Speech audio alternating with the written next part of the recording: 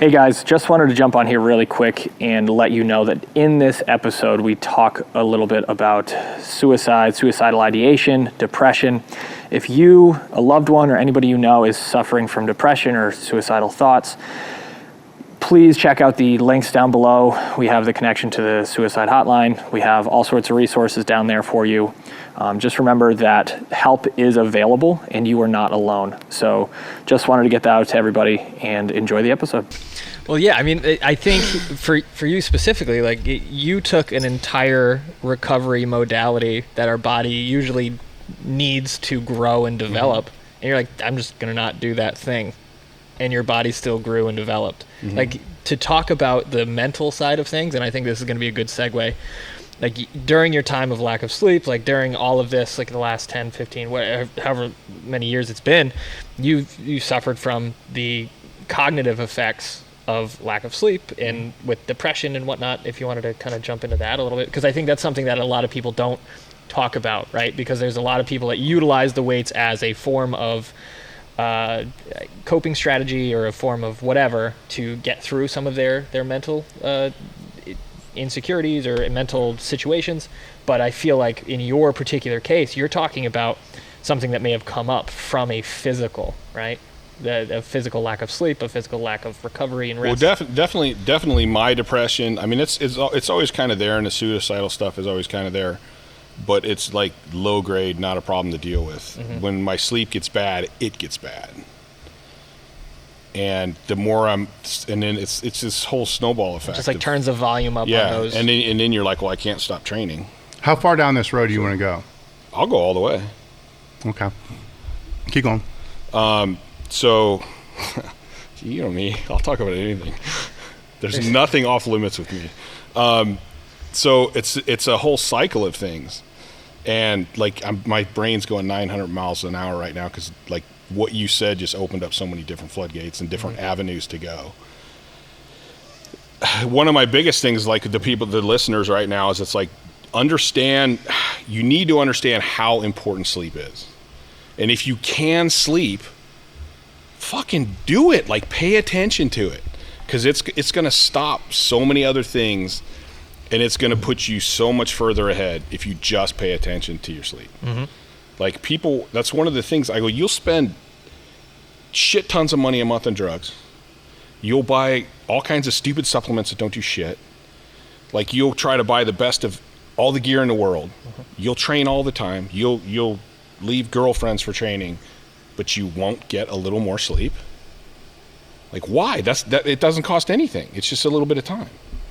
And so it annoys me, especially because I don't sleep. So it annoys me when people can sleep and they don't take advantage of it. It's like odds are it could be better than the drugs you take. Like it could give you better gains than depending on what and how much, of course. But so people forget that, and then they also forget that your sleep will lead to even the people I know that don't deal with depression. If they let their sleep go long enough, you can tell in their personalities. Like it affects everything. Oh yeah. So it's something it's definitely worth taking a look at. And like if you're talking about things of recovery, if you wanted to list it, like sleep's number one to me. Like get sleep. If you can get sleep, sleep. And even I think it was I was talking to Stan Efferding one time, and he's like, yeah, I go to bed at like 9 o'clock every night because I want to train every day. So in order to train every day and recover, I got to be in bed this many hours. So he like prioritizes sleep almost more than his training so that he can keep his training and recover from his training. And I go, God, I wish more people would actually look at it that way. But as far as, geez, I don't even know where I want to go. For me, it was like, how did I get through it? How did I do it? So I made up my mind. Like for me, a lot of things are that easy. I remember there's a few things in my life that I just knew. I think when I did my first 700-pound squat, I told everybody, I'm like, dude, I'm going to do 1,000 pounds drug-free.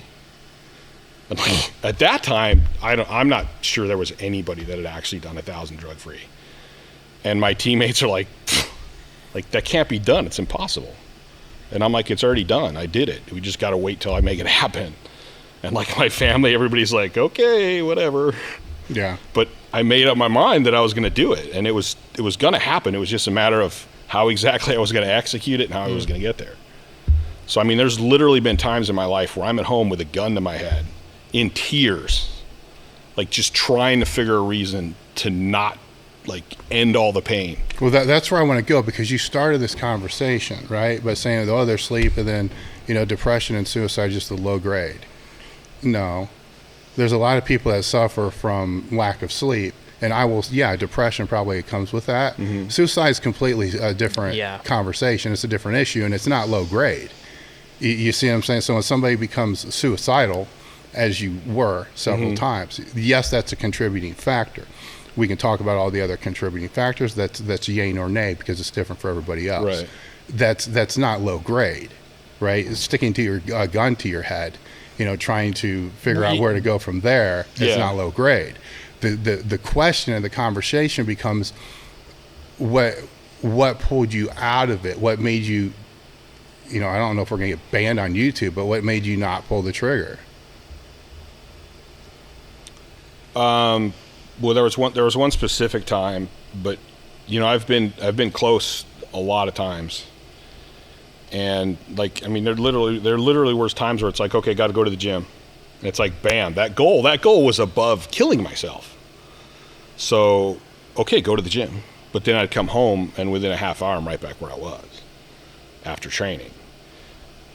Usually, it was like, I would get to that point and it's like, okay, do I want to do this? And I would start thinking about how it would affect the people around me. So I was more concerned with how it would affect them. And like, I think the one where I really made a change was I was going through my head, and I'm like, all right, my brother will deal with it. He'll get it. I go, my dad will be sad, but he'll get over it. He's a dude. My mom, I've talked to her about it. She understands. And I rolled down to my niece, who was little at the time, but you know, we hung out a lot. I thought, God, this is what's this going to do to her? Like, how is she going to grow up knowing this? Mm. And it was like, all right, Chad, shit or get off the pot. Like, either fucking pull the trigger or fucking don't. But stop doing this. And that was for me, that was the point where it's like, okay, you got to do whatever you got to do to not get in this position again. That's where we want to go. That's what I want to talk about. Yep. What are those steps after that point? That's where it became... looking more and more into it, it was like, dude, every time I've gotten really bad is when I let my training get completely out of hand. Where like I was overtraining and it was worse, and my central nervous system was getting fried, and I'm starting to tear muscles, and like just pushing it way further than it did. And that's where like my 14-day program originally started out. I started out a regular West Side, and I called it. I think it was 3 or 4 months later, and I called you, and I'm like, dude, everybody on my team goes to shit every 4th week. And at that time, Bartley was, I think Mark was started doing like deloads every 4th week, and I was like, well, I don't want to deload once a month. That would suck. So I started spreading it out gradually, and it was around that time where it's like, all right, I think we were at like a 10-day basically split. And I'm like, all right, I have to have more recovery. Like, I have to. And so I spread it out to 14. And the funny thing is, all my teammates just kept getting stronger and stronger and stronger. Every time I spread it out, everybody on my team, and I'm the only one with sleep problems, everybody got stronger. And then at that point, when I think that's about the time I wrote on my training log, that really long, depressing one, and I didn't realize my mom would read it.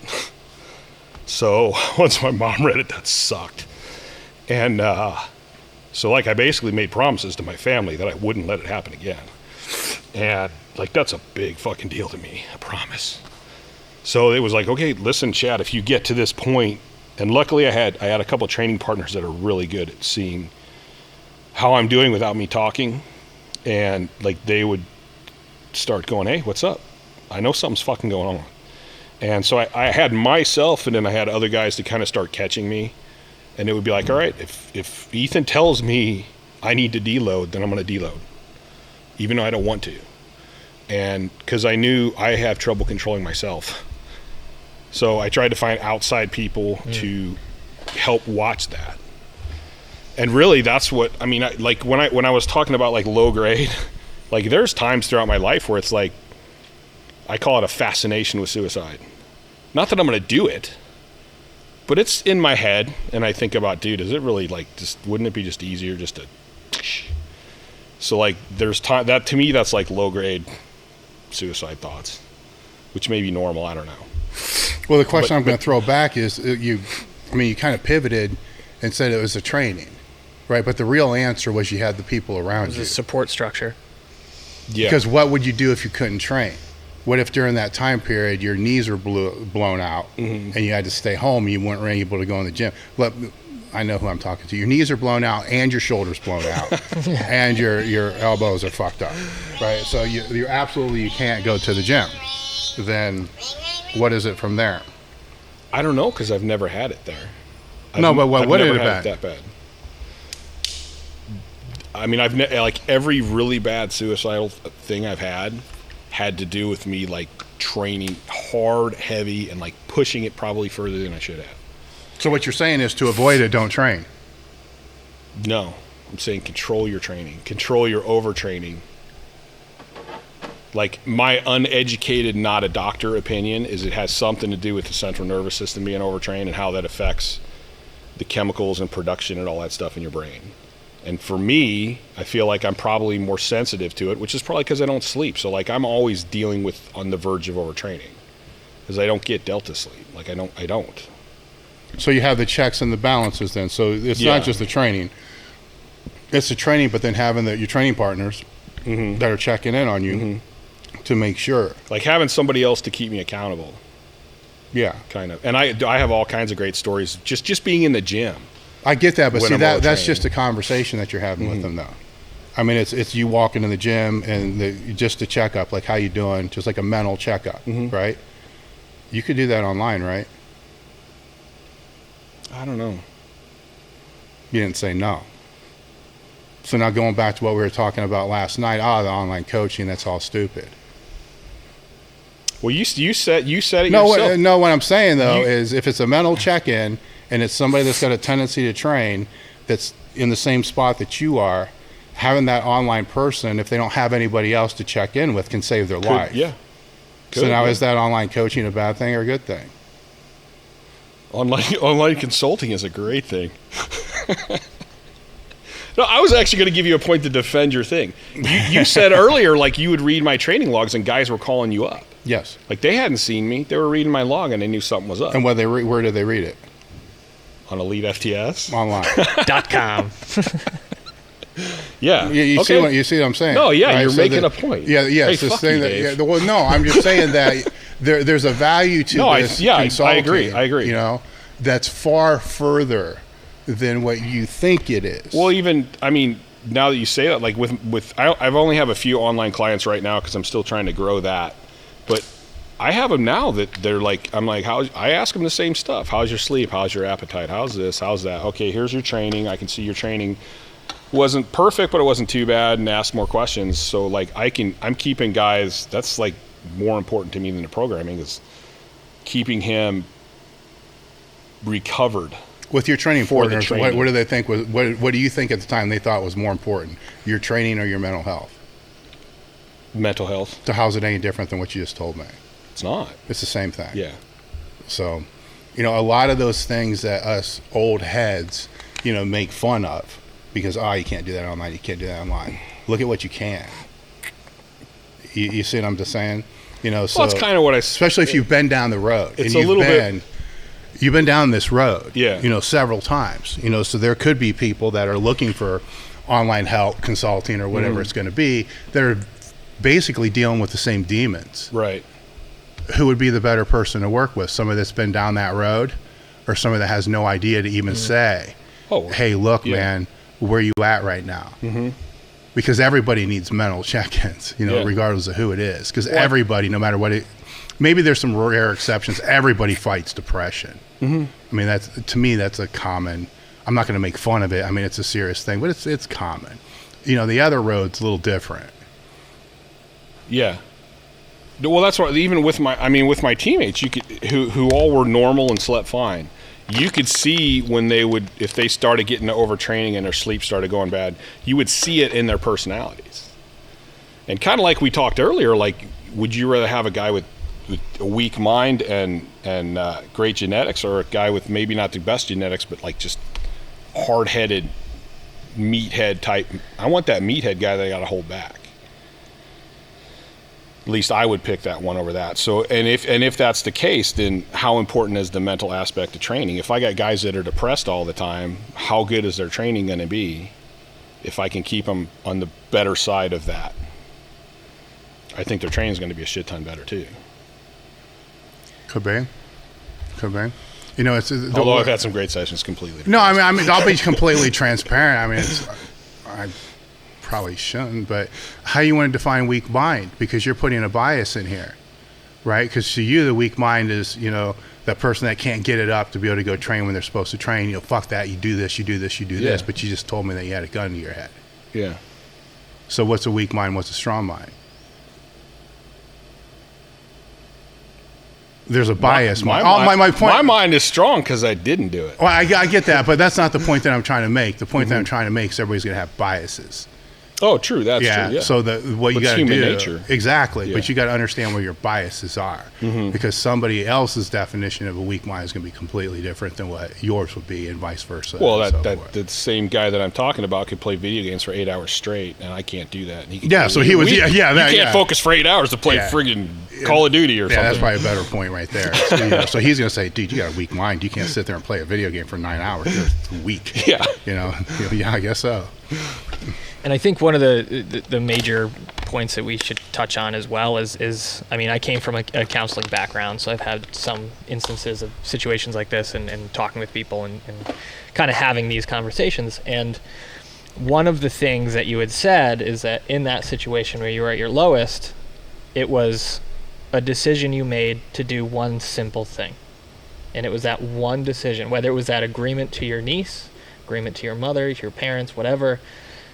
It was that one thing that took you out of that situation for that split second.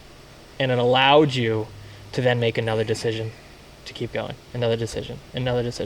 Now imagine, and I'm going to go with Dave on this one, imagine in that moment, you didn't have a niece, you didn't have your family, you didn't have, training partners that you were accountable to, and you got a text message from your coach. If you got an email that popped up. And it was like, just checking in and see how you're doing, right? Like that situation, right. That thing could have been the thing that kept you going. Because it's not about the fixing the mindset as a whole. It's about getting you just out of that state long enough to separate yourself from the action and the feelings, right? Like it's the input and the output. Clear your thoughts, kind of. It's kind of just it's just distract it long enough for you to be like, I don't want to do this right now. And that's huge. Like that's probably one of the biggest things to get someone out of that situation. Again, I'm not a clinical professional here, but none of us are. We should probably state that. Yeah, right. We'll put that suicide prevention hotline, all that stuff. Absolutely. Call, talk to somebody. But it's amazing how much impact as training partners, as brothers, as whatever, it's we can have on someone's existence by just being like, you know what? I haven't heard from Chad in a while. I'm just gonna send him this stupid meme I found online. He'll get a kick out of it. And then you know what I mean? That's hard to say for me because I am definitely different. I have the word for sure misfit tattooed on my back. Like I did have friends do that, and I'd be like, I'm fine. And I mean, they knew by my response, but I didn't even want to deal with it. I didn't even want to. Like that wasn't even like a thing in my head, but that just because that's for me doesn't mean it's not for others. Right. One of the amazing things, and I tell people this all the time. I'm like, actually, like I'm more proud of the stuff I did talking about depression and suicide than any of my lifts. Just from these responses I got back from people. Like I'm proud of my lifts because it actually gave me access to do this. And when I wrote that first one, Like I wrote one a long time ago. It was the first one I wrote about that. And it was like, I wrote it. And that was kind of one of the things, I actually wrote it because I was like that close. And I'm like, fuck it, I got to get this out. So I wrote it all down. And I went, I should put this on my training log. And then I went, maybe not. I think I stared at the computer for a couple hours. And then finally I went, fuck it, enter, and went to bed. Well, I got up in the morning and I'm like, fuck. Like, I just lost all my sponsors. People are going to think I'm nuts. Like, fuck. That was stupid. And the responses were unbelievable. And so, and then I had a lot of people contact me, like, and I've had people tell me over the years, like, dude, you got me out of it just hearing that somebody else is going through this was enough for them to go, wait a minute, if Chad made it through, I can, like, just that little boost to go, just keep going. You can, like, you can get through this. Yeah. So I think there's other things associated here that because we've lost a lot of powerlifters retired to suicide, and I'm not talking just a handful. It's a lot. Yeah. So I'm kind. That's why I wanted to have you on, to be able to have this conversation, because I'm tired of people saying people need to talk more about mental health, and then there's public service announcements and all that other shit. No, they need to talk to people that have really had to suffer and deal with it, and make it part of the conversation. So instead of talking about making it a part of the conversation, we're making it part of the conversation. So I think there's another aspect to where your identity becomes too associated with your strength physically, and then as you get older, as you move away from the sport, as you get injured, then that your identity starts to just get pounded. Now, you were dealing with this before that, right? But this is a bridge you're crossing now, where your identity is going to need to shift, and pivot. Not so much as some of the others that I've seen, to where it's all of that. Then they can't deal with the fact that, holy crap, I can only bench, 300 pounds, where I used to bench, When I first came into it, I tried to keep aware of that. Like, I try to always remind myself to enjoy this now, because when you're 50, you're not going to be able to stay 385 pounds, and like, there's going to be you only have so long to get strong, and at some point it's going to turn into either trying to maintain it as long as you can, or just getting healthy and going, okay, I had my time. I get that, but see, what happens in the sport though is your confirmation bias is going to click in, because you say, well, you really shouldn't be, you can't do this when you're 50, but then you're like, no, wait a minute. He's doing Masters. He's doing it. So your confirmation bias starts looking at the outlier that a lot of times you forget didn't even start until they were 35 or 40. Right. So that becomes that factor in there. But that separation. Well, even like we were talking last night, I kind of realized over the past couple weeks that, like, wait a minute, like, I thought I was kind of losing weight and I thought I was getting healthier, and I was kind of fooling myself. And I kept falling back into, well, wait a minute, I could go do this meet, or wait a minute, I could go get this record. Instead of just going, like, you had your time. Like, why do you even want to do that? And I always look back, like, two of the big ones for me for some reason were Odie Wilson and Anthony Clark. And you're validating what the fuck I just said. No, that's what I'm saying. Like, I'm telling you, I argue with this shit. Like, I have these conversations in my head, and I'm like, I argue with myself, where it's like, dude, why do I keep going back into this, but like, Anthony Clark was one that was like, dude, man, that dude was so smart, and he loved helping kids, and like, he could still be around coaching people with all the knowledge he had. Like, we lost a great lifter and a great person. So it's like, I need to keep reminding myself of that, because I have that natural tendency, like you said, to go, even though I'm aware of it, and I was aware of it from the beginning, just because you're aware of it doesn't mean you're completely fighting it, or ignoring it. Like I told you last night, you lean into it. You find ways to lean into it that still accomplish what you're really looking for. Right. Because what you're really looking for isn't the 1,200 pound squat. I think it's just that straining. It's that doing something that you didn't think that you could do and pushing through that. It's just reframing what that is, and then it doesn't have to go. It's still there. It's just reframed and leaned into, instead of this battle of this compared to this. Yeah. Where there's alternatives, and it's almost like it needs to go back to embrace the washed up meathead. Yeah. It needs to go back to what I did as a kid in my basement. Yeah. Like, I've never squatted this. Holy shit, I'm going to try to squat this. And just that push, and that, like, how far, what can I lift today kind of thing. And not worrying about everybody else, but just getting back to the roots of why I loved lifting to begin with. And not worrying about all the other shit. The further that Because the sport, coming from the sport was hard, just to watch the sport for probably 5 or 10 years, after I left the sport because of that. Now that it's separated so far and I found how to reframe and all the other stuff, now I can look at the sport and be a fan of the sport. It's like, holy fuck, you did what? Yeah. That's awesome. Where before it was kind of like, that's awesome. Fuck, what? Then it's like, shit, you're trying to compare.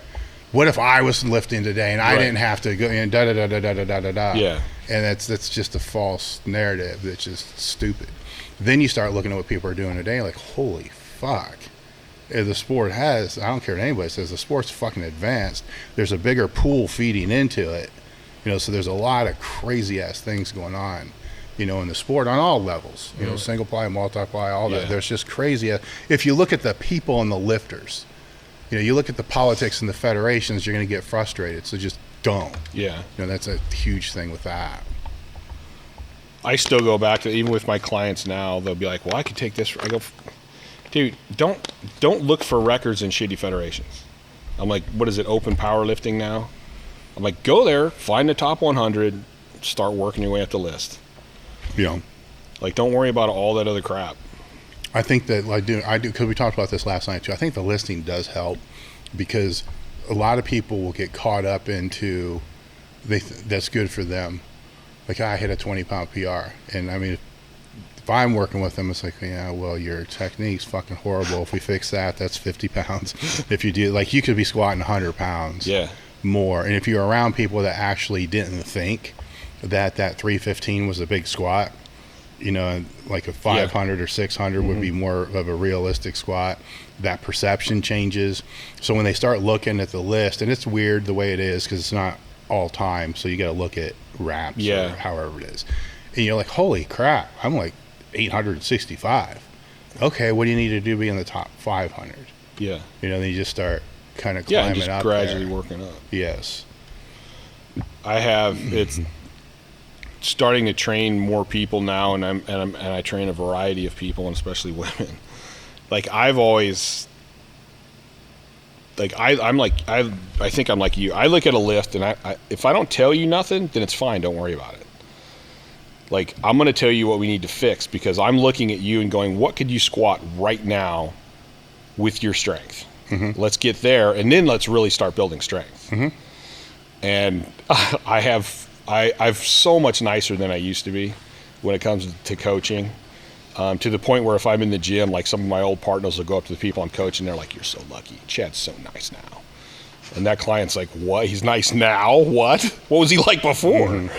But I've had to try and with some of my clients, figuring out who their personalities and stuff, and it's like, I got to give positive feedback to some people.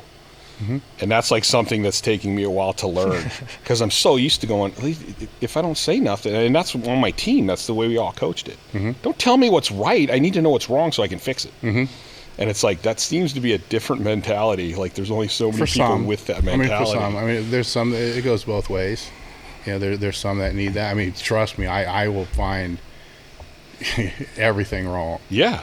So if I look at a lift and like 98% of it's right, and I see one little thing, it's going to be like, this is fucked up.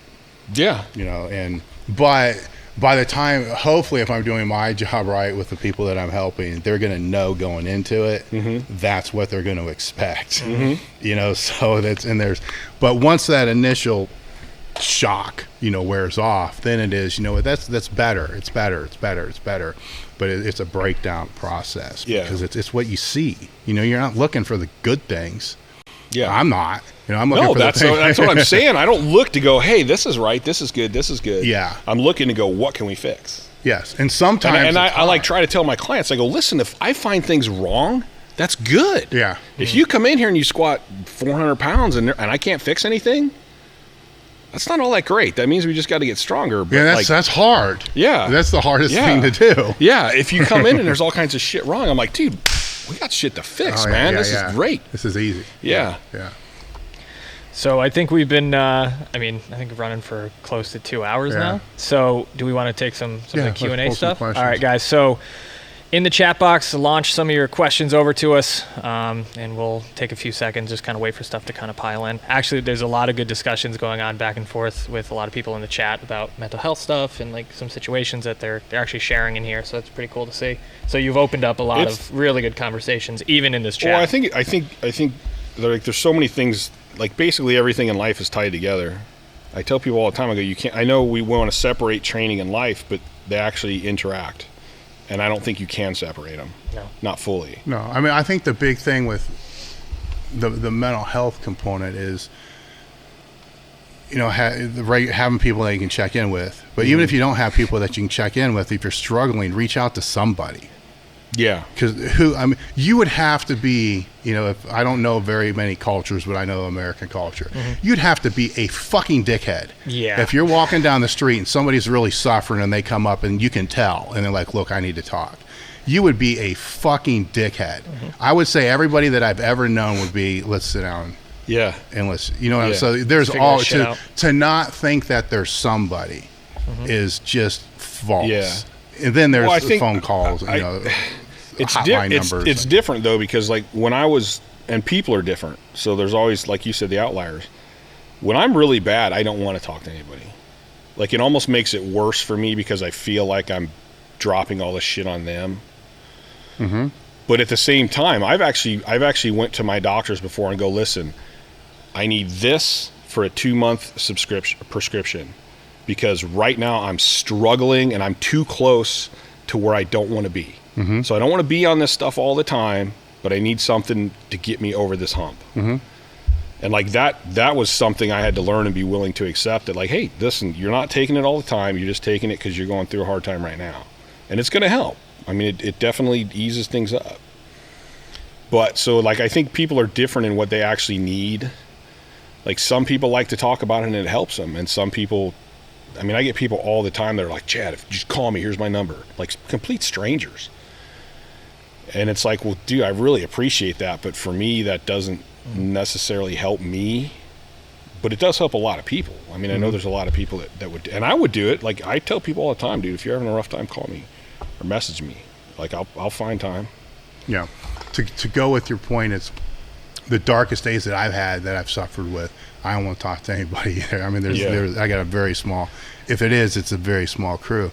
But what I would do, if the people are suffering and they're in that same type of position, is just go buy a notebook, say a moleskin notebook, whatever it is, and understand from the very beginning at some point you're going to burn this. Nobody's going to read it and you're going to hide it from everybody. And just start writing. And here's the crazy thing. A lot of times you're going to say, I don't want to write. But then just write, I fucking hate myself. I fucking hate myself. And just keep writing that over and over. And what's going to happen over a period of time is other shit's going to come out. And then you're going to start writing shit in there that you wouldn't tell anybody. But remember, you're going to burn this, but you're just getting it out. It does, as even in my own mind, I think, well, that's stupid. But I know it helps. No, that's what I'm saying. I'm saying the meathead, like the tough guy part of me goes, that's dumb. But I'm telling you, no, it does help. No, I've had books to where probably the whole book was just said fuck them all, and it was written, I mean, one page just said fuck them all, fuck them all, fuck them all, fuck them all, and it takes 50 pages of writing that to then something you're like, okay, wait a minute, right? So it's basically a self-check is what it ends up being. Then you're like, no, I don't want to write that. Well, even on top of that, and I kind of spaced this, like between you two, it just came back into my head. I've got a lot of photography tucked away on my computer that's seriously dark ass shit. And it was all stuff I did when I was seriously depressed. And instead of writing, that's what I did, is I came up with these images in my head, and I'm like, I want to get a picture of this image. Well, basically, it's a narrative, it's the same right? thing. It's an expression. Yeah, it's the same expression. You want to create a narrative to where you're actually looking at yourself and saying, okay, you deal with it. If I can't tell you or I can't tell you, then I got to tell you, the person in the mirror, and then let's just deal with this. But you don't want to. So like all these pages, like fuck you, you're a piece of shit, and all this stuff. And then 15 books later, 3-4 weeks later, now you don't want to get rid of them. Yeah. But you sure as fuck don't want anybody to read them. But I think it. No, I'd let somebody read them. No, man. I think it kind of takes you almost outside yourself. It does. Where you kind of get to look in, and I talk about that when I've talked about depression before. I go, for me, and I imagine it's a little different for everyone. There's a point where it's like almost like I'm floating above myself, and I'm seeing myself, and in my head I'm going, Chad, this isn't you. Like, don't do this. This isn't you. This is just something you're going through. Because it's like I feel it and I don't feel it. Almost like once you get deep into it, shit starts getting weird. No, that's good. And weird or real? Yeah. And I've like all the closest times it was really like I would be above myself, and I'm like, God, you can't kill yourself because you feel like this right now. You know you're going to get past. Well, that's this. going back to what Sam said a little bit ago. You got to find some pause, something, just to break that pattern. And that's where I think like the photography for me at the time was one way to do that, to kind of pull myself out of it. And then it's more like I'm trying to get this picture that this other guy has in his head. Like I'm trying to put this in digital form, and it kind of like gets me to step back and look at it and go, wait a minute, and like pull some of the emotion out of it. The emotion of like, I got to stop this pain. What's the easiest way to stop this pain? And pull me out where I'm not necessarily feeling the pain, but going, hey, I understand what you're going through, but stick with it. You can get through this. And that's what a good counselor or therapist can do is you're supposed to be that mirror, right? That objective reality for that person, and just be able to showcase what they are saying, how they are saying it, what they're feeling, like just based on their information that they give you, right? And you're just supposed to just bounce that back at them. Yeah. And then have, just like you did with your photography, be faced with that reality of what's going on in that moment of time. And I think that itself is just that awareness leads you to be like, oh, like I'm thinking of it this way, but I'm saying it this way. You know what I mean? Just that awareness. Different perspective. That perspective. Different perspective on it. Absolutely.